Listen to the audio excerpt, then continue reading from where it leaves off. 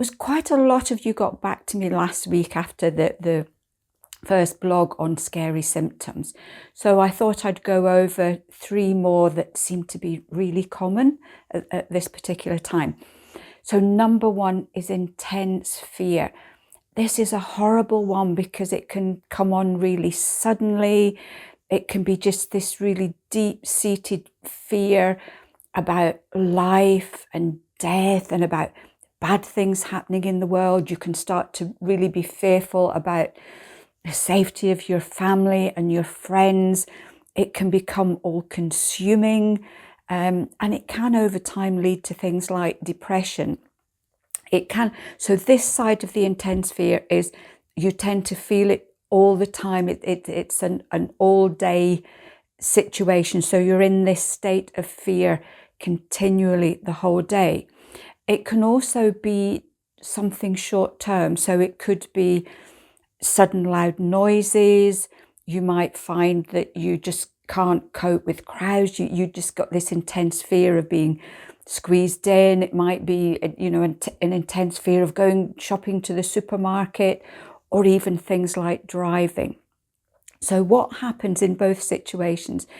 It's really falling estrogen affects the balance of your brain chemicals.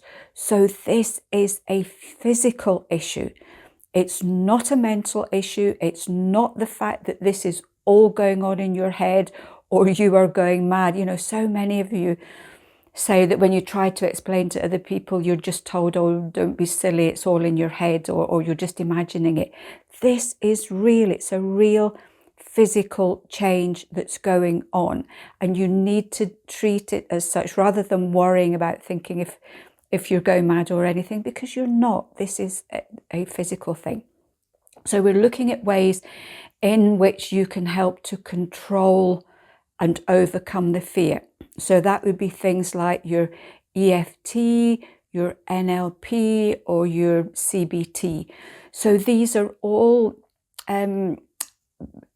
sort of situations where you learn to do certain techniques that can help you to cope better. It makes you stronger emotionally, and it makes you more in control of your emotions rather than the other way around.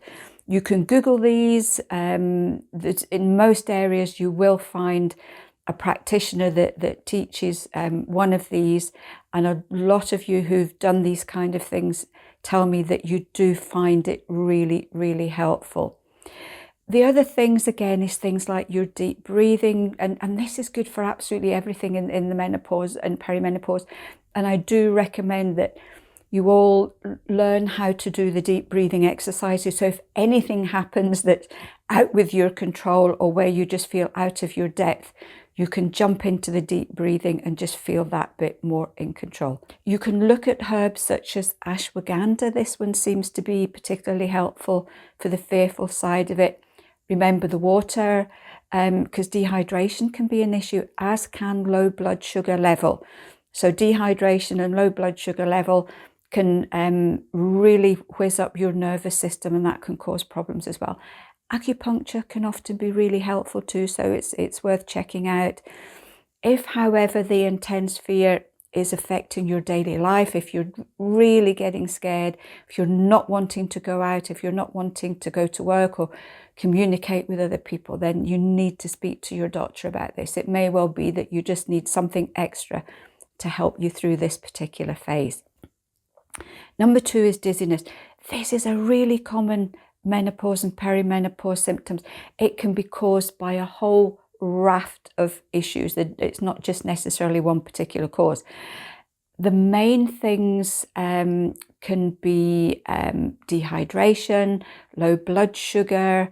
So again, in this situation, if you find that you're getting dizzy quite regularly, do a little diary. I find these are so helpful, because if you're getting dizzy at the same time every day, then it's usually something you are doing or not doing. So it may well be you haven't had a drink of water for ages. It may well be you haven't eaten anything for ages. It could be that cup of coffee. Coffee is one of these things that can cause all sorts of symptoms. I know with me, if I have too strong a cup of coffee, within about half an hour, it's if the world goes on a little bit of a tilt. So I'm always aware that if I'm having coffee, to have something to eat with it so that you're not getting that sudden hit of caffeine. So it can be something really simple to fix. However, there are health issues that can appear in the perimenopause and menopause that are not hormonally based that could be a trigger. So that can be things like high or low blood pressure. It could be vitamin D or vitamin B12 deficiency. It could be anemia. So especially if you're in the perimenopause and you're getting prolonged or really heavy periods, you could well be anemic, and that will make you really dizzy as well. With dizziness, the first thing you do, apart from doing your do a little diary as well, and make sure that you're drinking and eating regularly, you go and check with your doctor. If it's any of the health conditions that are causing the dizziness, then these can all be easily treated. So it's certainly worth a visit. Get a general health check, a blood check, which can pick all of these things up. And very often that's all that you need to do. Number 3 is memory. Oh, doesn't it affect us all at some point? It's, the point you can be absolutely fine, and then suddenly you're in a bit of a panic. You can't remember somebody's name. You might find that you're forgetting things at work that you can't do. You can't remember the sequences of things. It may well be that you just can't concentrate, that your brain's all over the place. It may well be that, you've forgotten a specific route to get to somewhere. This can be really frightening, because especially now with all the publicity and the news about dementia and Alzheimer's. So the minute we suddenly have a what I call a black hole moment, basically where your whole brain just goes completely blank, this can start to get really frightening. If you then worry about it, you're becoming more agitated, you become more uptight, and that's going to affect your memory and concentration as well. And again, this is a physical symptom. Low estrogen is affecting brain function, all the neurons and the neural connections. Things can take longer. So you might think, oh, I need to remember such and such, and it just takes longer for your brain to click in as to where that particular name or whatever it is being stored. So this again is a very physical thing. Things that can cause it, again, your dehydration, low blood sugar level, so check that you're doing the water and eating regularly.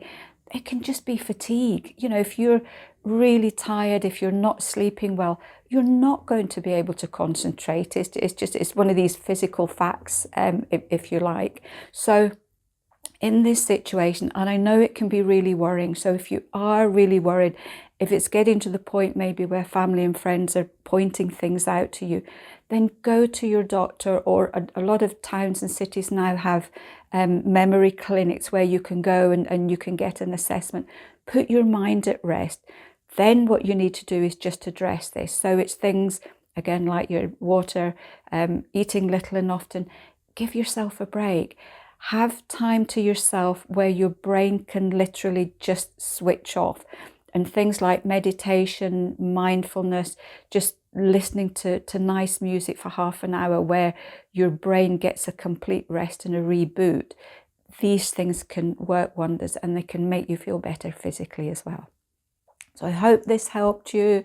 This is just, these things are so common, and sometimes just knowing that these are physical reasons and you're not going mad can be really, really helpful. For those of you who've experienced this, what did you do to help yourself? Or have you experienced any other scary symptoms, and what have you done and what has helped you? Please share your stories. If you're experiencing it, there's going to be hundreds of women out there probably experiencing the same thing. And for all you know, you might be that person to help them too. One extra thing before you go. Another way to support yourself at this time is to take a perimenopause and menopause supplement such as A.Vogel's Menopause Support. If you haven't tried Menopause Support, why not request a free sample today to see how it can help you? It contains soya isoflavones, which are a source of phytoestrogens, as well as the essential mineral magnesium, which can help to support you in a number of ways, including helping to reduce fatigue, the most common symptom of perimenopause and menopause, according to A.Vogel's online checker. Check the video descriptions for details on how to request a sample today. Take care and thanks for watching.